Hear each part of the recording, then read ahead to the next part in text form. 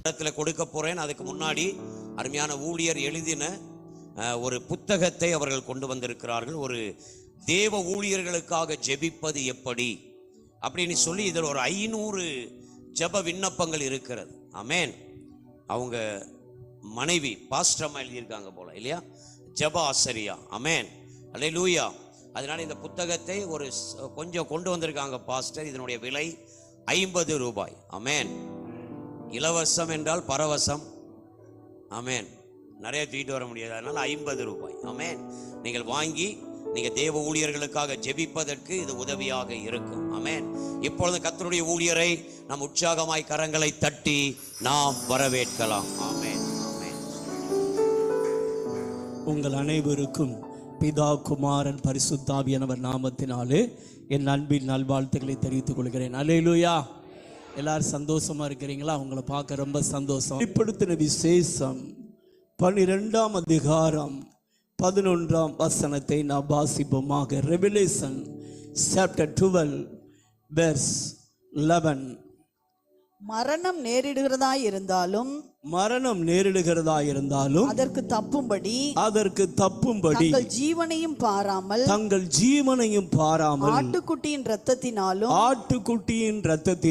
சாட்சியின் வசனத்தினாலும் அவனை ஜெயித்தார்கள். அல்லேலூயா.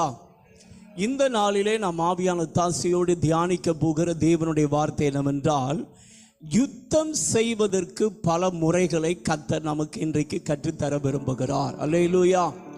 தேவன் நம்மளை ரட்சித்ததின் நோக்கம், தேவன் நம்மளை அபிஷேகித்ததின் நோக்கம், தேவன் நம்மளை தெரிந்து கொண்டதின் நோக்கம், நாம் கர்த்தருக்காக யுத்த சேனைகளாக எழும்ப வேண்டும் என்று கர்த்தர் விரும்புகிறார். அல்லேலூயா. இன்னைக்கு அநேகருடைய வாழ்க்கையில கர்த்தர் வெற்றி தர முடிவதில்லை. ஏனென்றால் ஆரம்ப நாட்களில் ரட்சிக்கப்படும் பொழுது கர்த்தர் உங்களுக்கு யுத்தம் பண்ணுவா. ஆனால் நீங்க ரட்சிக்கப்பட்டு சில வருடங்கள் ஆன பின்பு நீங்கள் கர்த்தருக்காக யுத்தம் பண்ண வேண்டும் என்று கர்த்தர் விரும்புகிறார்.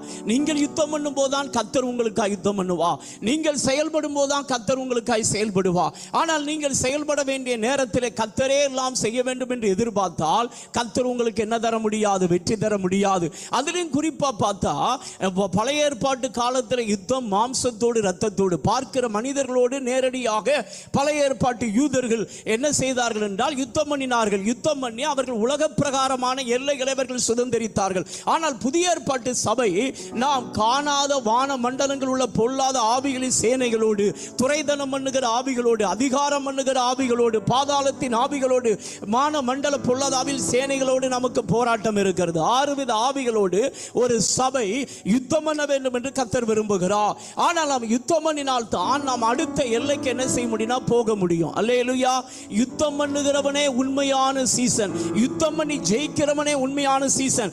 யார் யுத்தம் பண்ணி ஜெயிக்கலையோ அவர்கள் உண்மையான சீசர்களாக இருக்க முடியாது. இன்றைக்கு அநேகருடைய வாழ்க்கையில் அநேகர் என்ன நினைக்கிறாங்கன்னா, தெருவில் போற நாய் அது வாட்டுக்கு போகட்டும், நான் என் வேலையை பார்த்துக்கிட்டு போறேன், அது என்னை கடிக்க வந்தா மட்டும்தான் தாக்குவேன் அப்படின்னா நீங்கள் வெற்றியுள்ள வாழ்க்கை வாழ முடியாது.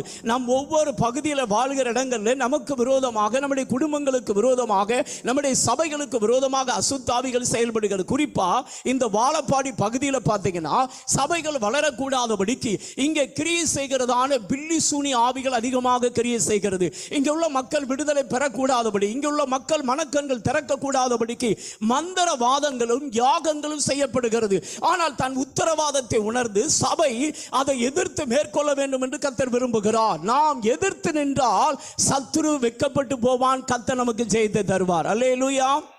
ஆனால் சபையானது கர்த்தர் தனக்கு கொடுத்த அதிகாரத்தை உணர்ந்து, தேவன் என்ன அதிகாரம் கொடுத்திருக்கிறார், அந்த அதிகாரத்தை எப்படி பயன்படுத்த வேண்டும் என்பதை உணர்ந்து அது பயன்படுத்தும் பொழுது மட்டும்தான் அந்த வெற்றியை பெற்றுக்கொள்ள முடியும். ஆனால் சபை அதிகாரத்தை பயன்படுத்தாவிட்டால் சத்துரு விடுதலையோடு உலாவிக் கொண்டிருக்கிறான். இந்த பகுதியில் சத்துரு விடுதலையோடு என்ன செய்து கொண்டிருக்கிறான்? உலாவிக் கொண்டிருக்கிறான். அவன் என்ன செய்கிறான் என்றால், நீங்கள் விடுதலை பெறக்கூடாது, நீங்கள் தேவனுக்கு எழும்பக்கூடாது என்று அவன் போராடுகிறான்.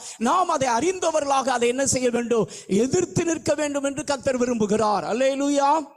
அப்ப நாம் எப்படி எல்லாம் யுத்தம் பண்ணணும்? அது ரொம்ப